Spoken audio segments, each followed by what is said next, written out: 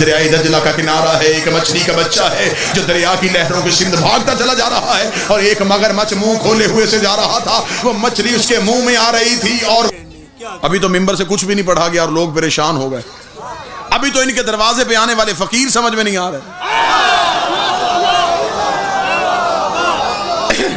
یہ ممبر کے غلاف میرا ہاتھ ہے، پڑھے لکھے احباب بیٹھے، مجھے تو ابھی تک وہ فقیر نہیں ملا جو علی سے انگوٹھی لے کے گیا تھا۔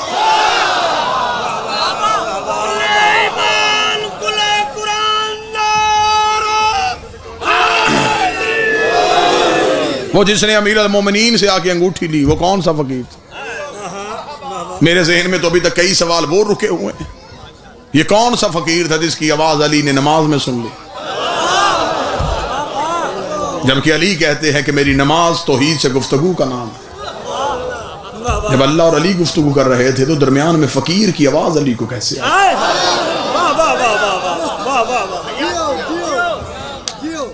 کتابوں نے، علماء نے لکھا ہے کہ علی نے فرمایا تھا کہ تیر کھینچنا ہو میرے پاؤں سے تو نماز کی حالت میں کھینچ لینا، کیونکہ نماز میں علی یہاں نہیں ہوتے تو جو یہاں تھا ہی نہیں، اسے فقیر کی آواز کیسے سن؟ پھر نماز میں علی رکوع میں تھے، اہل علم تشریف فرما ہیں، علماء سے پیار کرنے والے لوگ بیٹھے ہیں، بغیر وجہ کے نماز میں حرکت نہیں ہوتی، رکوع ہے واجب رکن نماز کا۔ علی رکوع میں تھے، علی نے ہاتھ سے انگوٹھی اتاری اور ہاتھ پیچھے کیا۔ کیا کہنے، واہ واہ واہ واہ۔ کسی کتاب نے لکھا کہ علی نے وہ نماز دوبارہ پڑھی ہو۔ زندہ باد، زندہ باد، واہ واہ واہ واہ واہ واہ۔ ٹھیک ہو گیا؟ بس واہ واہ۔ اس سے زیادہ حیران کرنے والی بات آگے کروں؟ جیو جیو۔ مولا امیر المومنین نے انگوٹھی دے دی۔ خدا نے بھی قرآن میں صرف شاباش نہیں دی کہ فقیروں پہ عنایت کرنا شکریہ تیرا علی، نہیں، اچھا، خدا نے ولایت دے دی، انگوٹھی کے بدلے ولایت۔ اور پھر خدا نے یہ نہیں کہا کہ علی نے انگوٹھی خیرات میں دی، خدا نے کہا علی نے انگوٹھی زکوٰۃ میں دی۔ انما ولیکم اللہ ورسولہ والذین آمنوا الذین یقیمون الصلاۃ ویؤتون الزکاۃ۔ اللہ ولی، رسول ولی، اور یہ ولی جس نے حالت رکوع میں زکوٰۃ دے دی، بالکل مجمع کی دال سے چھٹی کروا دی ہے۔ خطابت کا کوئی جوہر یہاں پہ میں نے ایک بھی جملہ نہیں دیا، جتنی خاموشی ہوگی اتنا نتیجہ اچھا سمجھ میں آئے گا۔ جان بوجھ کے مجمع خاموش کروا رہا ہوں تاکہ نتیجہ سمجھ میں آئے۔ امیر المومنین نے انگوٹھی دی ہے اور اللہ کہتا ہے زکوٰۃ میں دی ہے۔ علماء کے پاس جا کے اس نوکر کے سوال کا جواب ضرور پوچھنا۔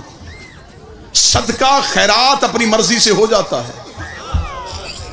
زکوٰۃ اپنی مرضی سے نہیں دی جاتی۔ میرا جی چاہے میں فقیر کو 5 روپے دوں، میرا جی چاہے میں 5 لاکھ دے دوں، یہ صدقہ ہے، یہ خیرات ہے۔ زکوٰۃ میں میری مرضی نہیں کہ میرا جی چاہتا ہے میں اتنی دوں، وہاں جی نہیں چاہتا، وہاں شریعت کا نصاب ہے۔ اونٹوں پہ علیحدہ ہے، بھیڑ بکریوں پہ علیحدہ ہے، گندم چاول کی علیحدہ ہے، سونے کی علیحدہ ہے، کرنسی کی زکوٰۃ علیحدہ ہے۔ زکوٰۃ کا نصاب ہے، ایسا ہی ہے جی۔ کسی انسان نے حساب کروایا، اس کی زکوٰۃ بنے 500 روپیہ، اب وہ 501 بھی نہیں دے سکتا، 499 بھی نہیں دے سکتا۔ کیوں؟ اس وجہ سے کہ زکوٰۃ اتنی بنی ہے، زیادہ دے گا تو وہ زکوٰۃ نہیں۔ 500 تک زکوٰۃ ہے، 1 روپیہ زکوٰۃ میں نہیں گنا جائے گا، کم دے گا تو زکوٰۃ پھر بھی نہیں۔ بات سمجھیے گا اور پھر دیکھیے زکوٰۃ کا جنرل فارمولہ کیا ہے؟ جائیداد کا 2.5%۔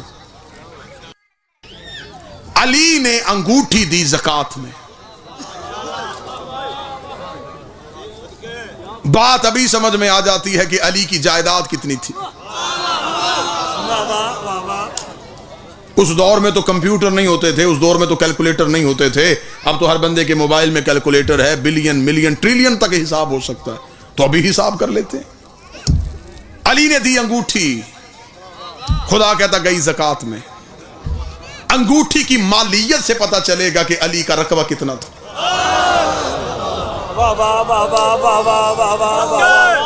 क्योंकि अंगूठी ज़कात में गई है, खैरात में नहीं गई। अंगूठी बताएगी कि अली की कुल जायदाद कितनी थी। मैंने कुरान के सामने हाथ जोड़े, मैंने कहा ऐ अली के खामोश जाकर, तू बता वो अंगूठी हीरे की थी, जमुर था, यकूत था, चांदी थी, क्या था, ताकि मैं उसकी मालियत देखूं, फिर हिसाब लगाऊं कि इसका 2.5% अगर ये है तो कुल मलकियत कितनी थी। तफसीर कुरान ने कहा ये अंगूठी जो अली के हाथ में थी, ये वही अंगूठी थी जो सुलेमान बिन दाऊद के हाथ में होती थी। वाह वाह वाह वाह वाह वाह वाह वाह, क्या कहने। बात की तह तक पहुंचने के लिए थोड़ा बात के पीछे तो चलना पड़ेगा। मैंने कहा सुलेमान बिन दाऊद के हाथ में थी, तो बताओ सुलेमान बिन दाऊद की अंगूठी की कीमत कितनी थी। कुरान ने कहा मैं तुझे सुलेमान बिन दाऊद की अंगूठी की कीमत बताऊं। ये अंगूठी पहनता था, हुकूमत शुरू हो जाती थी। ये अंगूठी उतारता था, हुकूमत खत्म हो जाती थी। मैंने कहा कुरान बता, सुलेमान शहर का नबी था, कबीले का नबी था, जिले का नबी था। सुलेमान की मुमलकत का रकबा कितना था? कुरान कहता है कि जिन्नों को चलने का हुक्म देता था, हवाएं इसके ताबे थी, परिंदों की बोलियां जानता था, तख्त इसका हवा में उड़ता था, परिंदे से गुफ्तगू करते थे, ये जमीन पे फिरती हुई चींटी की आवाज को भी सुन लेता था। ये सब की सब हुकूमत इसकी अंगूठी में बंद थी। ये अंगूठी उतारता था, न जिन्नात इसकी बात मानते थे, न हवाएं इसकी ताबे होती थी, न ये फरिश्तों को चलने का हुक्म देता था। ये पूरी हुकूमत इसकी अंगूठी में बंद थी। अंगूठी आ गई अली के हाथ में, अली ने दे दी ज़कात में। और सुलेमान की पूरी हुकूमत जो ज़कात में दे रहा हो, उसकी कुल जायदाद कितनी हो?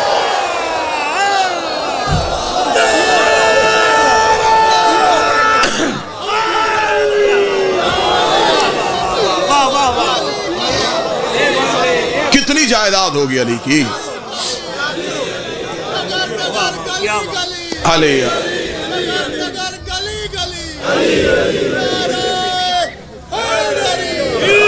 मुतवज्जे साहब, क्या कहने अली की जायदाद का रकबा कितना? हम क्या समझते हैं कि इंसानों का इमाम है अली? हम क्या समझते हैं कि अमीर अल मोमिनीन चौथे नंबर पे तख्त पे आए और चंद लोगों पे अली ने हुकूमत की? कितना बेहतरीन जुमला है मेरे बादशाह अली का। एक शख्स ने आके, हाय अली, फलां ने आपसे हुकूमत छीन ली है। अली मुस्कुरा के फरमाते हैं, क्या उसका हाथ अर्श पे पहुंच गया है? कौन सी हुकूमत छीन ली? कौन सी मुमलकत छीन ली मेरी? इमामत तो अब भी अली के पास।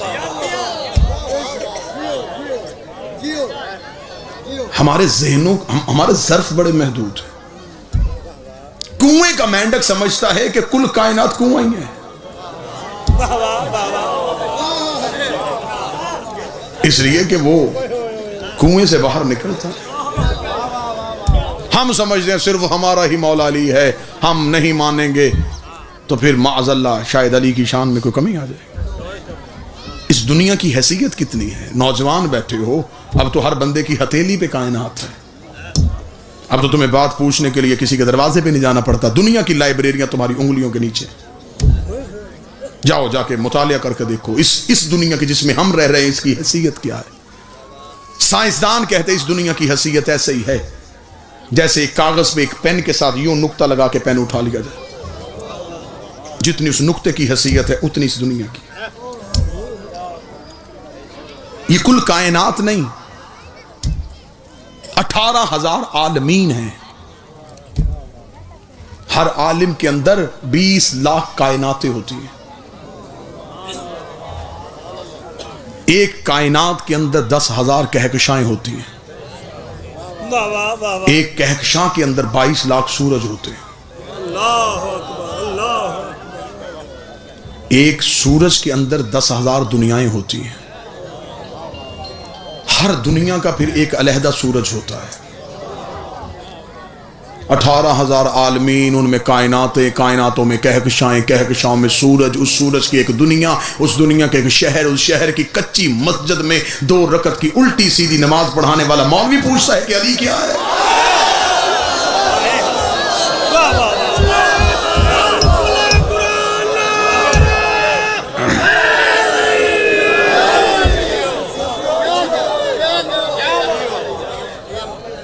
ہمارے بزرگوار شہید ملت علامہ فاضل حسین علوی وہ کہا کرتے تھے کہ چھپڑ کے کنارے پہ بیٹھی ہوئی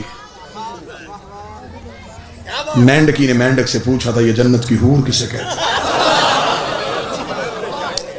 اسے چپ ہو جا دنیا کو شک مجھ پہ ہے۔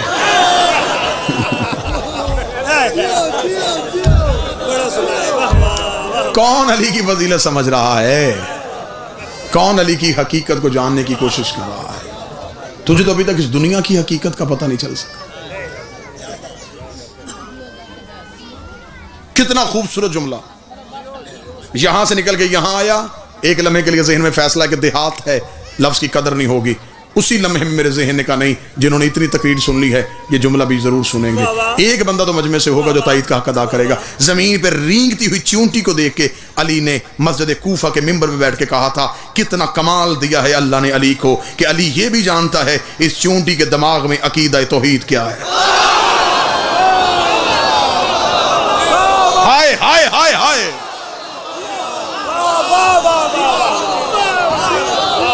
اللہ نے علی کو یہ کمال بخشا۔ میں یہ بھی جانتا ہوں اس چونٹی کے دماغ میں عقیدہ توحید کیا۔ دنیا ریسرچ کرتی ہے، مختلف چیزوں پہ ریسرچ کرتی ہے، ریسرچ کے دروازے ہر کسی کے لیے کھلے، تحقیق کرتی ہے کوئی لوگ۔ ایک شخص تھا یورپ کا رہنے والا، اس نے تحقیق اس پہ کی چونٹی پہ، کتنے سال تحقیق کی، مسلسل وہ 20 سال جنگلوں میں گھومتا رہا، دریاؤں میں گیا، سمندروں میں گیا، میدانی علاقوں میں گیا۔ پھر اس نے ایک کتاب لکھی، دی آنٹ، چونٹی، پوری کتاب چونٹی پہ، میدان میں رہنے والی چونٹی کیسی ہوتی ہے، سمندری علاقوں کی کیسی ہوتی ہے، دریائی علاقوں کی کیسی ہوتی ہے، اس کی خوراک کتنی ہوتی ہے، ان کی نسلیں کیسے چلتی ہیں، ان کے قبیلے کتنے ہوتے ہیں۔ بہت بڑی تحقیق تھی، چھوٹی بات پہ لمبی تحقیق۔ کتاب کی تقریب رونمائی ہوئی، دنیا کے لوگ سر پکڑ کے بیٹھ گئے، بڑا ریسرچ سکولر ہے، چونٹی پہ تحقیق کرتا رہا۔ طرح جگہ جگہ سے لوگوں کے ٹیلی فون، ای میلز، میسیج آنے شروع ہو گئے۔ اسے نجف کے ایک طالب علم نے علی کا خطبہ بھیج دیا جو 1400 سال پہلے علی نے کوفے میں بیٹھ کے چونٹی پہ دیا تھا۔ اس نے جو ہی وہ خطبہ پڑھا، اس نے سر پکڑ لیا، سر پکڑ کے کہا کاش یہ خطبہ میں پہلے پڑھ لیتا، میرے 20 سال ضائع نہ ہوتے۔ میں نے 20 سال سرچ کر کے صرف یہ پتا کیا کہ چونٹی کی نسلیں کتنی ہیں۔ 1400 سال پہلے علی یہ بھی بتا گیا کہ چونٹی کے بدن میں رگیں کتنی ہیں۔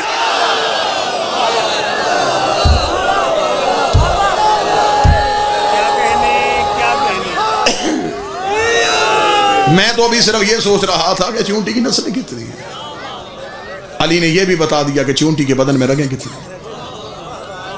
مولا امیر المومنین نے اپنے خطبے میں بیان فرمایا تھا، مالک ارشاد فرماتے ہیں چونٹی کی 1 سال کی خوراک گندم کا ایک دانہ ہے۔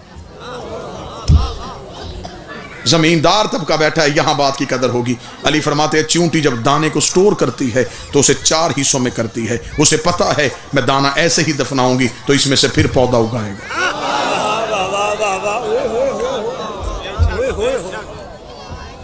علی فرماتے جب اس کی 1 سال کی خوراک پوری ہو جاتی ہے تو پھر وہ رزق کے لیے بھاگتی نہیں، وہ اتنا ہی جوڑتی ہے جتنی ضرورت ہوتی ہے۔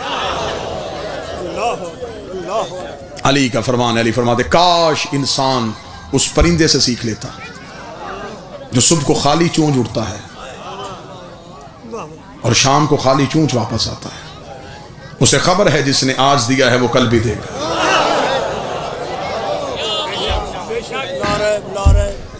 علی نے فرمایا تھا، علی فرماتے ہیں اور مولا امیر المومنین نے یہ بھی جملہ کہا تھا، موضوع سے ہٹا ہوں تو تھوڑا پریشان تو نہیں ہوا؟ معرفت کا دروازہ کھلا تو میں نے کہا کہ یہاں سے بھی جو خیرات پڑی ہے وہ بھی اٹھائیں۔ امیر المومنین فرماتے ہیں چونٹیاں جب بھی چلتی ہیں کتار میں چلتی ہیں، ایسا ہی ہے؟ نہیں بھائی، علی فرماتے ہیں ان کے کتار میں چلنے کی وجہ کیا ہے؟ علی فرماتے ہیں کہ ہر چونٹیوں کے قبیلے میں ایک چونٹی ہوتی ہے جو ان کی سردار ہوتی ہے۔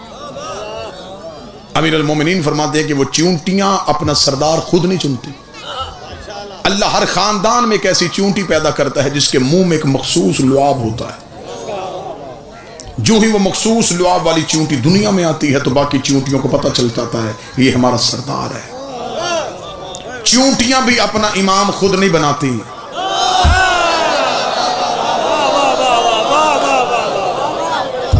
ان میں الیکشن نہیں ہوتا، ان میں جمہوریت نہیں ہوتی، ان میں زبردستی بیعت نہیں ہوتی۔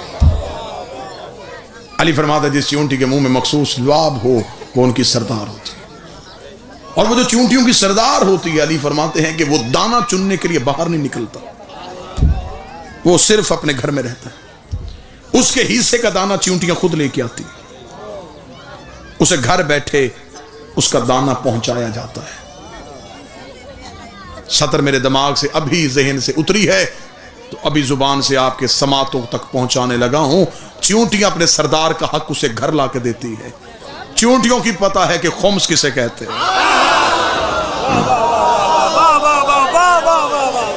وہ جانتی ہیں یہ ہمارا سردار ہے، اس نے ہمارا فیصلے کرنا ہے۔ اب اس سردار کی ذمہ داری کیا ہوتی ہے؟ دانہ چننے وہ نہیں جاتا جب زمین پہ کوئی جگہ چونٹیوں کے رہنے کے قابل نہیں رہتی، طوفان آ جاتا ہے، بارش آ جاتی ہے، زمین کے نیچے سے پانی آ جاتا ہے، گرمی کی حدت زیادہ ہو جاتی ہے، اب نقل مکانی کرنی ہے، اب اگلی جگہ پہ اس خاندان کو جا کے بسانا ہے، یہ فیصلہ ساری چونٹیاں نہیں کرتی، پھر ساری چونٹیاں زمین میں بیٹھ جاتی، اکیلا وہ سردار گھر سے نکلتا ہے۔ ہجرت جب بھی کرتا ہے صرف سردار کرتا ہے۔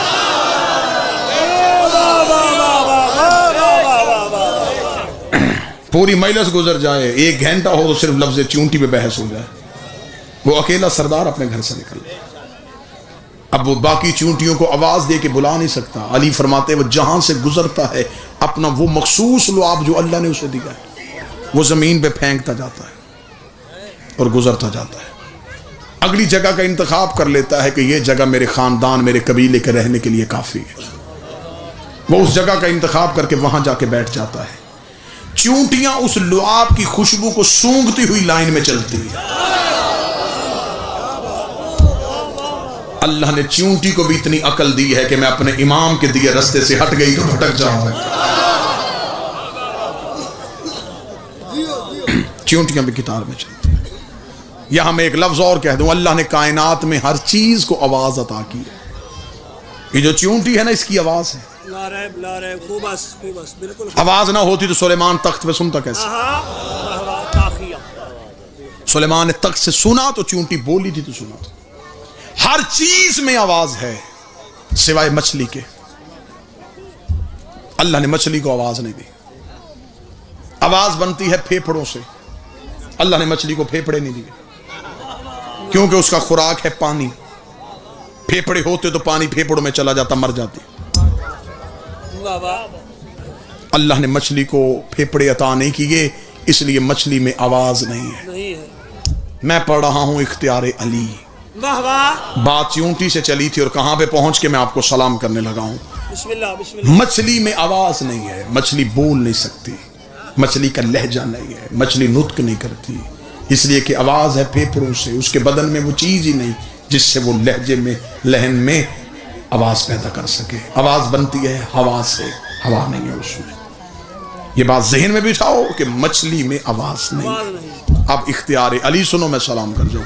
خندق کا میدان، علی نے عامر بن عبد ود کو زمین پہ پچھاڑا، علی نے اس کے سینے پہ پاؤں رکھا، امیر المومنین اس کے ہاتھ سے نیزہ یوں پکڑ کے ہوا میں اڑایا، اڑتا ہوا نیزہ عامر نے زمین پہ لیٹے ہوئے دیکھا، اس نے کہا کاش علی اس نیزے کو دیکھ لیتا، اللہ اکبر، اس میں بڑے قیمتی ہیرے لگے ہوئے تھے، چل میرے ہاتھ میں نہیں رہتا تیرے ہاتھ میں رہتا، تو نے ہوا میں پھینک دیا ہے، اللہ جانے کس کے ہاتھ میں آ جائے۔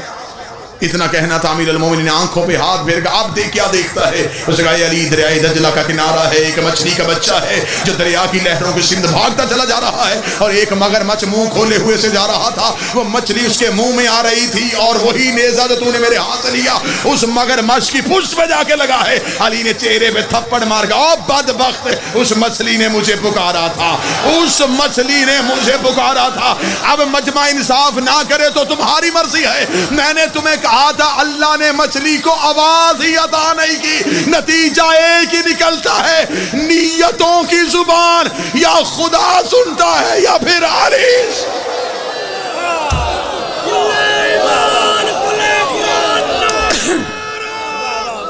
پیچھے کس نے آنا جی؟ پیچھے نیتوں کا لہجہ صرف علی۔ اختیارات علی ابھی تو دنیا کی سمجھ میں نہیں ہے۔ اگر تھوڑا مودت کا نشہ محسوس ہو رہا ہے تو یہیں پہ ایک سطر اور کو بسم اللہ بسم اللہ بسم اللہ۔ اختیارات علی ابھی دنیا کی سمجھ میں نہیں ہے۔ ایک دن سلمان نے آ کے علی سے پوچھا تھا، یا علی، جو لوگ ہماری بیعت میں نہیں آ رہے ان کے خلاف جنگ و جدال کریں؟ علی مسکرا کے فرماتے، سلمان یہ میری بیعت میں نہیں آ رہے، میں انہیں بیعت کروانا ہی نہیں چاہتا۔ ارادہ علی ہو اور کوئی ارادہ علی کو بدلے نہیں۔ یہ کہہ کے امیر المومنین نے فرمایا، سلمان میں تجھے بتاؤں کہ میری حکومت کہاں ہے۔ کتابیں کہتی کوفے کی زمین تھی جہاں بیٹھ کے علی نے فرمایا، سلمان آنکھیں بند کر۔ اس حدیث کو مذہب شیعہ کی کتاب میں حدیث غمامہ کہتے ہیں، بادلوں والی حدیث۔ غمامہ کہتے ہیں بادل کو، بادلوں والی حدیث۔ امیر المومنین نے آسمان کی طرف اشارہ کیا، ایک بادل کا ٹکڑا زمین پہ آ گیا۔ علیہ سلمان کا ہاتھ پکڑ کے اس بادل کے ٹکڑے پہ پاؤں کر، بادل پہ سلیمان کو کھڑا کر کے علی نے فرمایا آنکھ بند کر۔ سلمان نے آنکھ بند کی، آنکھ کھولی، یقوت کی دنیا ہے، سرخ ہی سرخ زمین، سرخ لباس میں ملبوس خوب رو نوجوان جو پورے صفے باندھ کے، ہاتھ باندھ کے کسی کے ادب میں کھڑے۔ سلیمان نے جب یوں دیکھا تو یقوت کا تخت اور تخت پہ بیٹھا ہوا سرخ امامہ پہن کے علی۔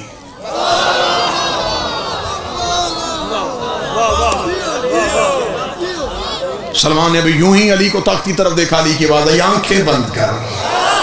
سلمان نے آنکھیں بند کی، زمرد کی زمین، سبز لباس میں لوگ، زمرد کی کائنات، تخت اور تخت پہ سبز امامہ پہن کے علی دیکھ رہا تھا۔ یا فرمایا آنکھیں بند کر، آنکھیں بند کی، پھر آنکھیں کھولی، چاندی کی زمین، سفید لباس میں ملبوس لوگ، چاندی کا تخت اور تخت پہ سفید امامہ پہن کے علی۔ 18,000 عالمین میں علی لے کے چلے گئے۔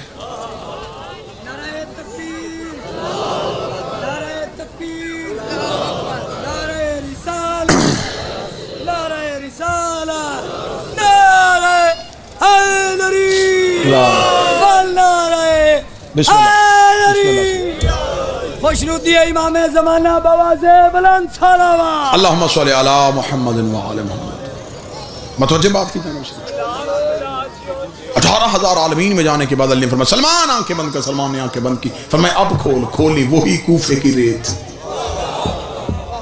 وہی منبر پہ علی۔ چپ کر کے سلمان وہاں سے چلے گئے، خاموش رہے۔ اگلے دن ابو ذر نے آ کے کہا، یا علی اللہ جانے کیا ہوا ہے؟ سلمان کی آنکھیں کھلی ہیں، بول نہیں رہا، ہم بات کر رہے ہیں، جواب نہیں دے رہا۔ علی نے فرمایا سلمان کو لے کے آؤ۔ سلمان کو لائے گئے، علی کے قدموں پہ اٹھایا۔ علی نے سلمان کے ہاتھوں پہ ہاتھ رکھے کہ سلمان بولتا کیوں نہیں؟ آنکھیں کیوں تیری کھلی ہیں؟ اتنا کہنا سلمان ہاتھ باندھا، سچ بتا تو ہے کون؟ مالک تو ہے کون؟ رام کی فرمائی، اے سلمان مجھے سمجھنے کے لیے یا محمد ہونا چاہیے یا خدا ہونا چاہیے، اسے سمجھنے کے لیے یا مصطفیٰ ہونا چاہیے یا مرتضیٰ ہونا چاہیے۔ بس واجب الاحترام تشریف لے آئے، سلام ہو گیا، نوکری تمام ہوئی، چہروں کی زیارت ہوئی، دور کا سفر تھا، حکم پورا ہو گیا۔ جس کی اتنی عزت تھی اس کی بیٹی شام کے بازار میں چاہتا ہے۔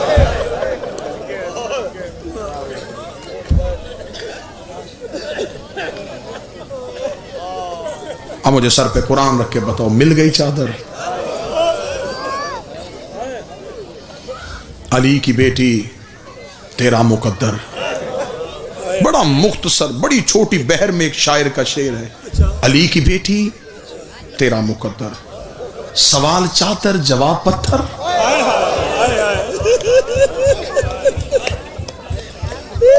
نہیں دینی تھی چادر، کہہ دیتے نہیں دے سکتے، کیا چادر کے سوال کے جواب میں پتھر آنا چاہیے تھا؟ با خدا میں ممبر پہ کھڑا ہوں، غیر سید ہوں، حیثیت سے واقف. لوگ کہتے ہیں کہ سخت مصائب ممبر سے پڑھا جاتا ہے. مصائب ہے ہی سخت. مصائب نرم ہوتا تو سجاد کا جگر نہ پھٹتا.